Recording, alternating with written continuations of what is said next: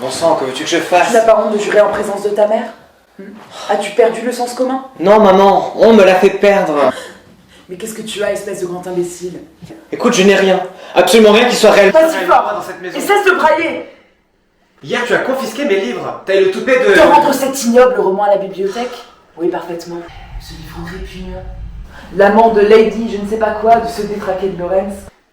S'il n'est pas en mon pouvoir de censurer les élucubrations de ces cerveaux malades, ou alors de décourager leur clientèle, ne tolérerai-je pas de pareilles ordures dans ma maison? La maison, mais qu'est-ce qui paye le lait de la maison? Qu'est-ce qui paye comme avantage? Non, bien sûr, moi j'ai le droit de rien dire, moi j'ai juste le droit de... Écoute-moi bien. J'en ai pas dessus la Tu tête. vas m'écouter! Non, je t'écouterai pas, je sors. Tu vas rester ici! Je sors. Donne!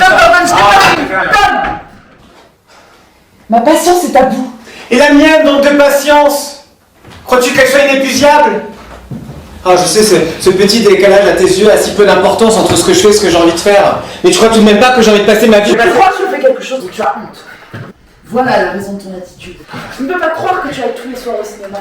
Personne ne va soir après soir au cinéma, à moins d'avoir le cerveau complètement dérangé. D'ailleurs, les salles ne ferment pas à 2h du matin.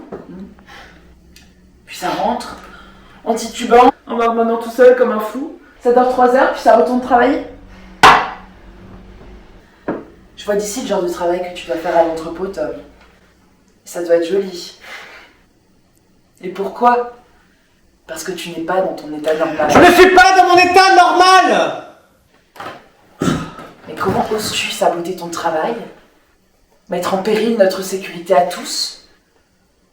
Tu t'es demandé ce qu'on allait devenir si tu arrêtais de faire ça? Mais tu crois que j'ai une folle passion pour l'entrepôt? Tu t'imagines peut-être que je couche avec la société de chaussures continentale?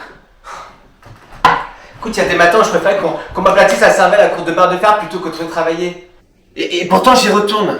C'est tous les matins quand je t'entends rappliquer avec ton sacré debout les morts, je me dis, mais est-ce qu'on doit être heureux quand on l'est mort? Et je me lève. Et tu me prétends égoïste. Égoïste, maman. Alors que j'ai renoncé à tout ce que je voulais faire, tout ce que je rêvais d'être. Et je vais te dire une chose, si j'étais le moins du monde égoïste, je serais là où il est, parti au bout du monde. Où tu vas? Je veux au cinéma. Je crois pas, c'est un mensonge.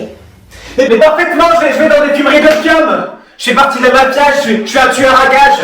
J'ai ma mitraille dans mon étui à violon. On m'appelle la rafale. Gordon la rafale.